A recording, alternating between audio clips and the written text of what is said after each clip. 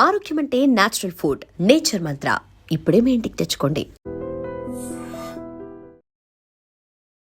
Hello everyone, మీరు చూస్తుంది I dream. నేను మీ కీర్తి. మర్డర్, మానభంగాలు లాంటి కేసులు సిప్ నుండి సిబిఐకి చేరుకుంటున్నాయి. హైకోర్టు నుంచి సుప్రీంకోర్టు చేరుకుంటున్నాయి. ఎక్కడ న్యాయం ఎదురు కాక ఏళ్ళు సంవత్సరాలు గడుస్తున్నాక కూడా ఇదిగో మీ అస్థికలు మీకు పంపిస్తున్నాం, మా దగ్గర సమాధానం లేదు, ఇక అంత్యక్రియలు చేసుకోండి అని పంపిస్తున్నారు. ఆయిషా కేసులో అదే కదండి మనం చూసాం. అటు తర్వాత ప్రీతి సెగల్ కానివ్వండి, ప్రత్యూష కానివ్వండి, కేసులన్నీ ఇలా క్లోజ్ అయిపోతున్నాయే తప్ప బాధితుల కుటుంబానికి న్యాయం జరగట్లేదు. ఎటు వెళ్తుంది మన న్యాయ వ్యవస్థ? మనం కట్టే పన్నుల నుంచి వేతనాలు తీసుకుంటున్న వారు మన పక్కన నుంచొని మనకెందుకు సమాధానం ఇవ్వలేకపోతున్నారు? ఎక్కడ జరుగుతుంది ఈ అన్యాయం? ఎందుకు జరుగుతుంది ఈ అన్యాయం? ఇక దీనికి ఒక ఫుల్ స్టాప్ అంటూ లేదా? ఇలా కేసులు మూసుకుంటూ వెళ్ళిపోయి నోర్లు మూస్తారా? అంటే అవతల వాళ్ళకు ఒకవేళ పొలిటికల్ బలం ఉండవచ్చు కాక, వాళ్ళది పవర్ మాత్రమే కదండి. అవతల వాళ్ళది ప్రాణం. ప్రాణం విలువ లేదా పవర్ ముందు? ఎందుకు ఇలా జరుగుతున్నాయి? ఎక్కడికి వెళ్తుంది మన న్యాయ వ్యవస్థ? ఎప్పటికీ ఇలా ఎన్ని రోజులు కళ్ళకు గంతలు కడుతూనే ఉంటారు? ఎంతమంది ఆడపిల్లల ప్రాణాలు తీసుకుంటూ ఉంటారు, బలవుతూ ఉంటాయి? ఈ విషయంపై మనతో చర్చించడానికి ప్రముఖ అడ్వకేట్ పార్వతి గారు ఉన్నారు. నమస్తే మేడం. నమస్తే అమ్మా. నిజంగా మాట్లాడుతున్నప్పుడు చెప్తున్నప్పుడు చాలా బరువుగా అనిపిస్తుంది మేడం. ఎందుకంటే ఎన్నోసార్లు ఎన్నో ఏళ్ళగా ఎన్నో కేసుల గురించి మనమే చర్చించుకున్నాం గాక. ప్రత్యూష కేసు మీద కూడా మనం ఎన్నోసార్లు మాట్లాడుకున్నాం. ఆయిషా 19 ఏళ్ళు గడిచిన తర్వాత హస్తికలు పంపిస్తున్నాం, అంత్యక్రియలు చేసుకుంటే ఆ కుటుంబం ఏమైపోవాలి మేడం? ఒక ఆయిషా కేసు అనే కాదు, ప్రీతిదైనా ప్రత్యూష కేసు అయినా, ఇవన్నీ ఇప్పుడు మళ్ళీ వెలిక్కి వచ్చాయి కాబట్టి మళ్ళీ హాట్ టాపిక్గా మాట్లాడుకోవాల్సి వస్తుంది. కానీ ఇవి కూడా ఫ్యామిలీలు గట్టిగా నిలబడి పోట్లాడుతున్నాయి కాబట్టి మాట్లాడుకోవాల్సి వస్తుంది. కానీ కుక్కి పెట్టిన నోర్లు ఎన్నో ఉన్నాయి, తెరవలేక అక్కడికక్కడే మూతపడుతున్నాయి. అవునండి. దీనంతా ఎలా చూస్తారు మేడం? దీనంతా చూడాలి అంటే మన వ్యవస్థలో ఉండే లోపాల గురించి మనం మాట్లాడుకోవాలి కీర్తి గారు మొట్టమొదట. ఎందుకంటే ఇది ఒక తరుణము ఇప్పుడు ఆసన్నమైందనమాట. చాలా కేసెస్లో సిబిఐ యొక్క వైఫల్యాలే మనకు కనిపిస్తున్నాయి. సిబిఐ వైఫల్యాలు కానివ్వండి, ప్రాసిక్యూషన్ వైఫల్యాలు కానివ్వండి, ఇన్వెస్టిగేటింగ్ ఆఫీసర్స్ ఐఓస్ వైఫల్యాలు కనిపిస్తూ ఉన్నాయి. వీటి గురించి కూడా గౌరవ సుప్రీంకోర్టు కానివ్వండి, హైకోర్టు కానివ్వండి అనేక సందర్భాల్లో వాళ్ళకి అక్షింతలు వేసి వాళ్ళని విమర్శించి ఇలా చేయడం సబబు కాదు, మీరు అనవసరంగా ఉండేటటువంటి నిర్దోషులైన వ్యక్తులను నేరస్తులుగా చిత్రీకరించేటటువంటి ప్రయత్నాలు చేస్తున్నారు, సరైన సాక్ష్యాధారాలు సాంకేతిక ఆధారాలు సేకరించడంలో పొరపాటు వహిస్తున్నారని చెప్పేసి మొటికాయలు వేయడం జరిగిందండి. కాకుంటే ఇది మనం సమాజంలో మార్పు రావాలి అంటే ఇదే ఒక సమయం వచ్చిందని చెప్పేసి మనం భావించాలి. న్యాయ కోవిదులు కానివ్వండి, మేధావులు కానివ్వండి, సామాజిక కార్యకర్తలు కానివ్వండి, అందరూ కూడా ఒక్కసారి విశ్లేషణ చేసుకొని ఈ న్యాయ వ్యవస్థ పటిష్టతకు మనం అందరం కూడా గళమెత్తి చాటవలసినటువంటి సమయం ఆసన్నమైంది. ఇందాక మీరు చెప్పినట్లు ప్రత్యూష కేసు కానివ్వండి, ఆయేషా మీరా కేసు కానివ్వండి, మనం గత 20 సంవత్సరాలుగా పదే ప్రోగ్రామ్స్ చేసుకుంటూనే ఉన్నాము. ఆ తల్లులు ఎక్కే గడప దిగే గడపలో ఉంటున్నారే తప్ప చిట్ట చివరకు వారి మనసులకు ఏమి కూడా శాంతి లభించలేదు, వారి పిల్లల ఆత్మకు కూడా శాంతి లభించలేదని మనం నిర్ద్వందంగా చెప్పుకోవచ్చమ్మా. పాపం ఆయేషా మీరా కేసు మనం చూసుకుంటే 2007వ సంవత్సరంలో ఉమ్మడి ఆంధ్రప్రదేశ్ కృష్ణా జిల్లాలో ఉండేటటువంటి ఒక రెసిడెన్షియల్ హాస్టల్లో ఉండే అమ్మాయి బీ ఫార్మసీ చదువుకుంటుంది. డిసెంబర్ 27వ తారీఖు 2007వ సంవత్సరంలో ఆవిడ తెల్లారుజామున చూస్తే బాత్రూంలో నగ్నంగా హత్య గావించబడి రక్తపు మడుగులో కనుగొనడం జరిగిందనమాట. ఈ కేసులో వెంటనే అప్పుడు అందరూ కూడా స్పందించారు విపరీతంగా. మీడియా వాళ్ళు కానివ్వండి, ప్రింట్ మీడియా, ఎలక్ట్రానిక్ మీడియా, తర్వాత మహిళా కార్యకర్తలు, సామాజిక కార్యకర్తలు, మేధావులు అందరూ స్పందించారు, గొడవ చేశారు. తక్షణమే చర్య తీసుకోవాలని చెప్పేసి ఆ అమ్మాయి దారుణంగా మరి మానభంగానికి గురైందా, కేవలం హత్యకే గురైందా అన్న విషయం కూడా తేల్చాలని చెప్పేసి ఆలోచిస్తే అసలు ఆ హాస్టల్లోకి ఎవరి రాకపోకలు కూడా జెంట్స్ రాకపోకలు లేవు అని తేలింది. మరి పోలీసుల పైన విపరీతమైన ఒత్తిడి సమాజం నుండి ఎదురైంది, ఆఫీసర్స్ నుంచి ఒత్తిడి ఎదురైంది. తీరా చూస్తే ఫస్ట్ ఒక వంటవాణ్ణి పట్టుకున్నారు ఆ కేసులో. వంటవాణ్ణి పట్టుకొని వంట మనిషిని విచారించి అతనికి ఏమీ తెలియదని భావించి అతన్ని ఇంకా వదిలిపెట్టేశారు. విక్టింగ్ కాదు అని విక్టిమ్ కాదని చెప్పేసి నిర్ధారించుకున్నారు, ఏ సంబంధం లేదని. తర్వాత శివాంజనేయులు అనేటటువంటి ఒక వ్యక్తిని పట్టుకొని ఇతనికి సంబంధం ఉంది ఈ కేసులో అని చెప్పేసి 15 రోజులు తీవ్రంగా విచారించి చిత్రహింసలు పెట్టి చేస్తే వాళ్ళ పేరెంట్స్ ఇంకా గతి లేక హ్యూమన్ రైట్స్ కమిషన్ ఆశ్రయించారు. అప్పట్లో హ్యూమన్ రైట్స్ కమిషన్ ఆశ్రయిస్తే హ్యూమన్ రైట్స్ కమిషన్ వాళ్ళు కలగజేసుకున్న తర్వాత పోలీసులు ఈ అబ్బాయికి అందులో సంబంధం లేదు అని చెప్పేసి వదిలిపెట్టారు.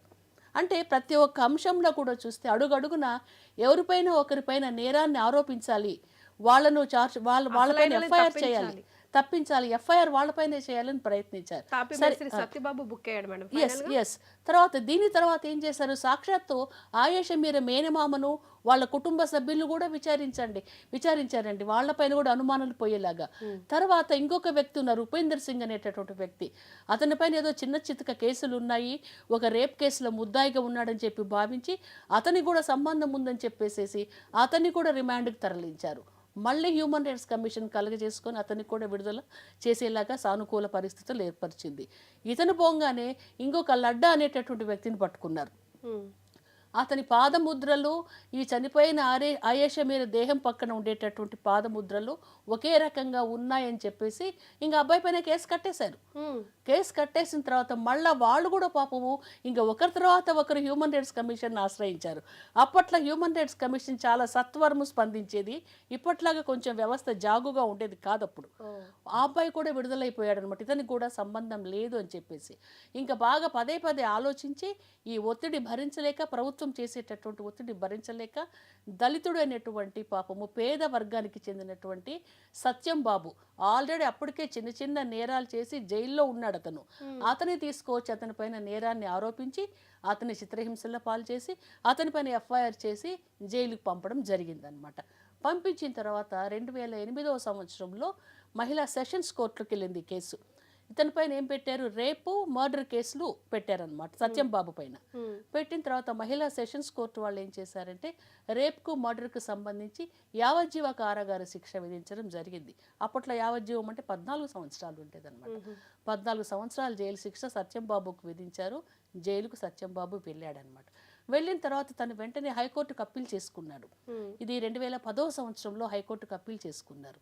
హైకోర్టుకు అప్పీల్ చేసుకుంటే హైకోర్టు వాళ్ళు ఏం చేశారు, 2017 సంవత్సరం దాకా విచారించి అప్పుడు సత్యంబాబు నిర్దోషి అని చెప్పేసేసి హైకోర్టు సాక్షాత్తు గౌరవ హైకోర్టు వాళ్ళే నిర్ధారించి అప్పుడు ఈ డిపార్ట్మెంట్ వాళ్ళను తీవ్రంగా క్వశ్చన్ చేయడం జరిగింది.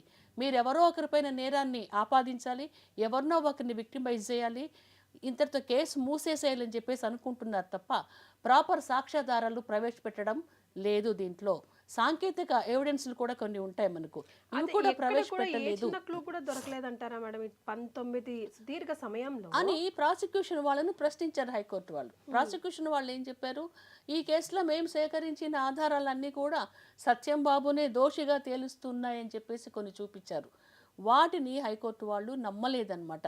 అతను ఆల్రెడీ అతని పైన ఉండేటటువంటి కేసెస్లోంచి క్లీన్ చిట్తో బయటకు వచ్చాడు. అతనికి ఏం నేర చరిత్ర అలాంటప్పుడు లేనట్లు అనమాట. మరి ఇతన్ని ఎందుకు మీరు విక్టిమైజ్ చేశారని చెప్పి లింక్ లేనే లేదు, అతనికి సంబంధం లేదు. మధ్యలో ఇంకొక విషయం చేశారు, ఎక్కడో సూర్యాపేట దగ్గర అతను వెహికల్ దిగి పారిపోయాడని చెప్పేసి స్పీడ్గా నడుచుకుంటూ పరిగెత్తిపోయాడని చెప్పేసి మళ్ళీ ఇంకొక కేసు పెట్టారు.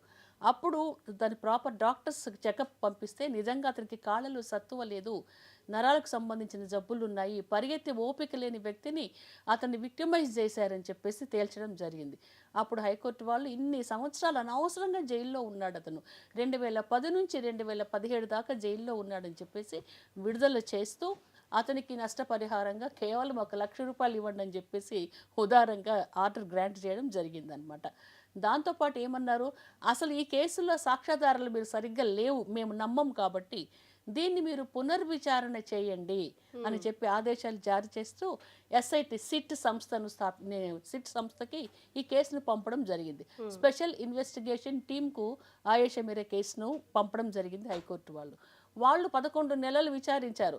సాక్ష్యాధారాలు సేకరిద్దామని చూస్తే అన్ని సాక్ష్యాధారాలు లేకుండా ధ్వంసమైపోయినాయి, అంటే సాక్ష్యాధారాలు తారుమారైపోయినాయి, సాక్ష్యాధారాలు మాయమైపోయినాయి అనమాట.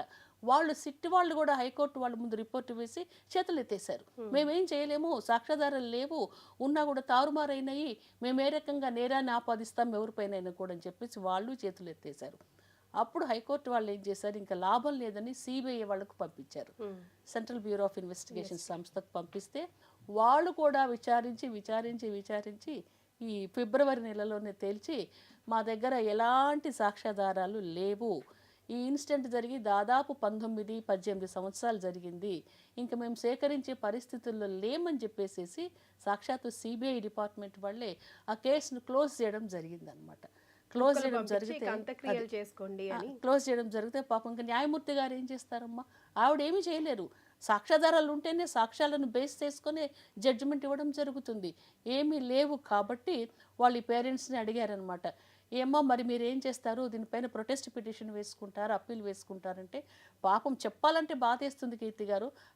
శంషాద్ బేగం గారు, ఆయేషా మీరా తల్లి కన్నీటి పర్యంతమై అమ్మ మేము ఇప్పటికే మేము చాలా జీవితంలో అలసిపోయి ఉన్నామమ్మ, పెద్దవాళ్ళం అయ్యాము, మాకు ఆర్థికంగా కూడా అంత స్తోమత లేదు, మేము ఈ కేసుని ఇంతటితో ఆపేయమని చెప్పేసి అడుగుతున్నాము, మేము ఇంకా ప్రొటెస్ట్ పిటిషన్లు అప్పీల్స్ వేసుకొని మళ్ళీ తిరిగే ఓపిక ఈ వయసులో మాకు లేదు, దయచేసి మా పాప అవశేషాలను మాకు అప్పగిస్తే మా మతానుసారం మేము వాటికి అంత్యక్రియలు జరుపుకుంటామని చెప్పేసి కన్నీళ్లతో ప్రాధేయపడ్డారనమాట. ఒక పిటిషన్ వేసుకున్న తర్వాత న్యాయమూర్తి గారు ఆదేశం ఇచ్చారు. నిన్ననే ఆ అవశేషాలను వాళ్ళు పేరెంట్స్కి అప్పచెప్తే వాళ్ళ మతానుసారంగా వాటికి అంత్యక్రియలు వాళ్ళు జరుపుకున్నారనమాట. ఇది ఆయేషా మీరా కేసుతో జరిగినటువంటి విధానం.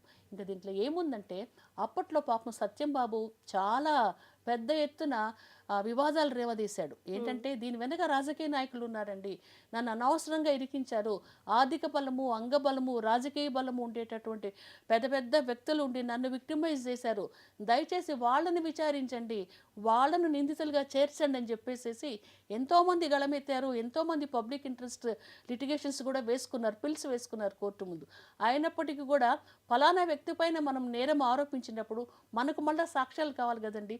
ఆ సాక్ష్యాలు హైకోర్టు ముందు ఉంచలేకపోయేసరికి మీరు అభియోగాలు చేశారు, పలానా రాజకీయ పార్టీలకు చెందిన వాళ్ళకి దీంతో సంబంధం ఉన్నదని చెప్పేసి అనుమానిస్తున్నామని, కానీ వాళ్ళపైన మేము చర్య తీసుకోవాలి అంటే తగిన సాక్ష్యాధారాలు మాకు లేవు కాబట్టి ఈ కేసుని ఇంతటితో క్లోజ్ చేస్తున్నామని చెప్పడం జరిగిందమ్మా. అంటే పొలిటికల్ పరంగా తనకి ఏమై ఉంటుంది, ఏం లింక్ ఉంటుంది మేడం? అంటే ఆ కాలేజ్ని లేకపోతే ఆ కాలేజ్ ప్రొఫెసర్స్ని ఎవరన్నా ప్రొటెక్ట్ చేయాలన్నా వాట్ కైండ్ ఆఫ్ లింక్? అట్లా కాదండి. జనరల్గా అప్పట్లో వినిపించిన వార్త ఏంటంటే అది ఒక ప్రముఖ రాజకీయ నాయకుడి కుటుంబానికి సంబంధించినటువంటి హాస్టల్. ఆ హాస్టల్లో వాళ్ళు ఆ ఫ్యామిలీ మెంబర్సే వచ్చి జల్సాలు చేసుకునేవారంట. కూర్చోవడము, మాట్లాడుకోవడము, మద్యం సేవించడము, పేకట్ ఆడుకోవడము, అలాంటి ఇల్లీగల్ యాక్టివిటీస్ చేసేవాళ్ళంట ఆ హాస్టల్లో. ఎందుకంటే వాళ్ళే ఓనర్సు. అలాంటప్పుడు ఈ పాప అది విషయం చూసిందంట. చూసి మాకు ఇక్కడ డిస్టర్బెన్స్గా ఉంటుంది మేము చదువుకోవడానికి అని చెప్పేసి ఈ అమ్మాయి వాళ్ళతో వాదోపవాదానికి దిగినట్లు, దానికి వాళ్లకు కోపం వచ్చి ఈ అమ్మాయిని ఆ రకంగా హత్య చేసినట్లు కొన్ని వార్తలు అప్పట్లో వచ్చాయి. ఆ రాజకీయ నాయకులను కూడా పార్టీగా చేర్చండి అని చెప్పేసి అందరూ కూడా అడిగారు. కాకపోతే సరిగ్గా ఆధారాలు లేవు కాబట్టి మరి ఏం జరిగిందో అది ఇంకా వాళ్ళకే ఎరుక. వీళ్ళపైన ఎలాంటి కేసెస్ బుక్ చేయడం జరగలేదండి. కాబట్టి ఆ తల్లి యొక్క మానసిక బాధ అరణ్య రోదన అయిపోయింది. ఆ తల్లికి న్యాయం అయితే జరగలేదు. మనందరం కూడా బాధపడేటటువంటి విషయం, బాధపడదగ్గ విషయంగా మనం అనుకోవాలి. ఇది టోటల్గా ప్రాసిక్యూషన్ ఫెయిల్యూర్ అని చెప్పేసి మనం భావించాలి. అంటే ఎవరైతే నేరస్తులను పట్టుకొని, ఎవరైతే సాక్ష్యాధారాలను సేకరించి, ఎవరైతే సాంకేతిక ఆధారాలను సేకరించి వాటిని కోర్టు ముందు ప్రొడ్యూస్ చేసి ట్రయల్ సరిగ్గా నడిపించి దోషులకు శిక్ష పడేలాగా చేయడము ప్రాసిక్యూషన్ బాధ్యత. ఆ బాధ్యత వారు సక్రమంగా నిర్వర్తించలేదు అని సాక్షాత్ గౌరవ హైకోర్టు వాళ్ళు కూడా అభిప్రాయపడడం జరిగింది. పాపం వాళ్ళ అమ్మగారు కూడా నిన్న ప్రెస్ మీట్లో చెప్పారు, సిబిఐకి వెళ్తే మాకేమీ న్యాయం జరగలేదండి, ఎవరు కూడా దయచేసి వెళ్ళకండి అని చెప్పేసి. ఈ రోజు కూడా ఆవిడ పదే అప్పుడు చెప్పినటువంటి మాటలు గంటాపదంగా చెప్తున్నారు. ఎవరిపైన అనుమానం ఉందో వాళ్ళకి ఏమీ జరగలేదు, రవ్వంత హాని కూడా వాళ్ళకి జరగలేదని చెప్పేసి బాధపడుతున్నారనమాట.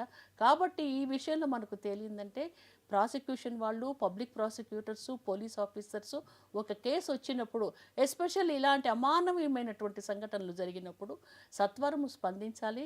ఎంతటి వారైనా, ఎంత డబ్బున్న వారైనా, ఎంత రాజకీయ పలుకుబడి ఉన్న వారైనా, ఇంకా ఇతర ఎంత బలవంతులైనా కూడా వాళ్ళ పైన కూడా కేసెస్ ధైర్యంగా పెట్టాలి, సాక్ష్యాధారాలు సేకరించాలి. ఇలాంటి ప్రలోభాలకు కూడా లొంగకుండా బాధితులకు న్యాయం జరిగేలాగా చేస్తే బాగుంటుంది కీర్తి గారు. మేడం, చట్టాన్ని మన చేతుల్లోకి తీసుకోకూడదు, కానీ చట్టం న్యాయమే కోరుతుంది. చట్టానికి డెఫినెట్గా ప్రూఫ్స్ కావాలి. ప్రూఫ్స్ లేకుండా ఏమీ చేయలేదు అని పదే పదే నిర్ధారణ అవుతూనే ఉంది కదా. ఈ AI ప్రపంచంలోకి మనం అడిగిడిన తర్వాత కూడా ఇంకెవ్వరి మీద డిపెండ్ అవ్వక్కర్లేదు. ఎవడో ఏ రాజు వచ్చి ఏదో ఏలుతాడు, ఏదో ఉద్ధరిస్తాడు అనుకోకుండా మనం సెల్ఫ్ డిటర్మిన్డ్గా ఉండాలి, సెల్ఫ్ ప్లాన్డ్గా ఉండాలి అని అనుకున్నా, మనం పదే పదే చెప్తున్నా కూడా మనకి సపోర్ట్ సిస్టమ్ అట్లా లేదు కదా మేడం. లేదండి, సపోర్ట్ సిస్టమ్ మనకు అట్లా లేదు. ఈ పదే పదే పబ్లిక్ ప్రాసిక్యూటర్స్ కంటే వాళ్ళకి నెలకు ఒకసారి మీటింగ్స్ పెడుతూ ఉంటారనమాట. మీరు ఏ కేసుల్లో పబ్లిక్ ప్రాసిక్యూటర్స్ ఏ కేసులో మీరు ప్రాసిక్యూషన్ నిర్వహిస్తున్నారు, ఏ కేసులో ఎంతవరకు శిక్షలు పడేలాగా మీరు ప్రవర్తిస్తున్నారు, ఏ కేసులో ఎలాంటి సాక్ష్యాలు మీరు సేకరించారని చెప్పేసి వాళ్ళకు మీటింగ్స్ ఉంటాయి, రివ్యూస్ ఉంటాయి, మార్క్స్ కూడా ఉంటాయి ఎక్కువ కేసెస్లో వాళ్ళు శిక్ష పడేలాగా చేసినప్పుడు. కాకుంటే మన వ్యవస్థలో ఒకటి ఉన్నదండి, మన న్యాయ వ్యవస్థే ఒక సూత్రం పైన ఆధారపడి పనిచేస్తుంది. 100 మంది దోషులైన శిక్ష నుంచి తప్పించుకోవచ్చు, కానీ ఒక్క నిర్దోషికి కూడా శిక్ష పడడానికి వీలు లేదు అని ఈ సూత్రాన్ని బేస్ చేసుకొని వీళ్ళు తరచి ఆలోచించి కేసెస్ ఫైల్ చేస్తున్నారు. కాకుంటే ఎప్పటికైనా కూడా సప్రెస్డ్ వర్గాల వారికి ఈ న్యాయం అన్నది అందని ద్రాక్ష పండుగనే మిగిలిందని చెప్పేసి మనం కూడా నిర్భయంగా చెప్పుకోవచ్చు ఈరోజు. ఎస్, చాలా సార్లు బ్యాక్ టు బ్యాక్ ప్రూవ్ అవుతుంది కూడా. ఆయిషా కేసు అనే కాదు మేడం, ఇప్పుడు మనం తీసుకున్న 2-3 కేసులు కూడా, ప్రత్యూష కేసు, ప్రీతి కేసు కూడా సేమ్ స్టోరీయే కదా. అవునండి, ప్రత్యూష కేసులో అయితే ఇంకా ఆవిడైతే ఆ కేసులో మేము కూడా హైకోర్టుకి అటెండ్ అయ్యే వాళ్ళం ఆ రోజుల్లో అనమాట. పబ్లిక్ ఇంట్రెస్ట్ లిటిగేషన్స్ వేయడం వాటిల్లో మేము కూడా పార్టిసిపేట్ చేసాం. ప్రత్యూష వాళ్ళ అమ్మగారు ఆవిడ కూడా చాలా మౌన పోరాటం చేశారండి. ఎన్నోసార్లు ఎంతో మందిని సంప్రదించి ఎన్నో సంస్థలను ఆశ్రయించి కోర్టులను పదే కోర్టుల చుట్టూ తిరుగుతూ అందరినీ బ్రతిమలాడుకుంటూ అందరి దగ్గర న్యాయం కోసమే అడుక్కుంటూ గవర్నమెంట్ దగ్గరికి వెళ్ళి అడుగుతూ ఎన్నో ప్రయత్నాలు చేశారు. కాకుంటే దారుణమైనటువంటి విషయం అది కూడా జస్ట్ మన ఆయేషా మీరా లాగానే ఇది కూడా 2002వ సంవత్సరంలో జరిగింది. ఆయేషా మీరా వాళ్ళ అమ్మ ఏమో దాదాపు 18 సంవత్సరాలు ఫైట్ చేస్తే ప్రత్యూష వాళ్ళ అమ్మ సరోజిని గారైతే 24 ఏళ్ల పోరాటము, సుప్రీంకోర్టులోనే 11 సంవత్సరాల న్యాయ పోరాటం జరిగిందంటే మన న్యాయ వ్యవస్థ ఎంత నిదానంగా జరుగుతుందో మనం చూసుకోవాలి. ప్రాపర్ కోర్ట్స్ లేవు, ఒకవేళ కోర్ట్స్ ఉన్న జడ్జెస్ సంఖ్య చాలా తక్కువ ఉన్నది, పెండెన్సీ కేసులు ఎక్కువైపోయినాయి. ఈ రోజు వరకు కూడా మన దేశంలో కోర్టుల్లో 3 కోట్ల కేసెస్ పెండింగ్లో ఉన్నాయంట. సత్వర న్యాయం అన్నది మనకు ఎప్పుడు జరుగుతుంది, దోషులకు ఎప్పుడు శిక్ష పడుతుంది, ఈ లోపల బాధితులు ఉంటున్నారా, బాధిత కుటుంబ సభ్యులు ఉంటున్నారా, పైకి వెళ్ళిపోతున్నారా, మనం చెప్పలేని పరిస్థితుల్లో ఉన్నాము. ఆవిడ కూడా చాలా పోరాడారు.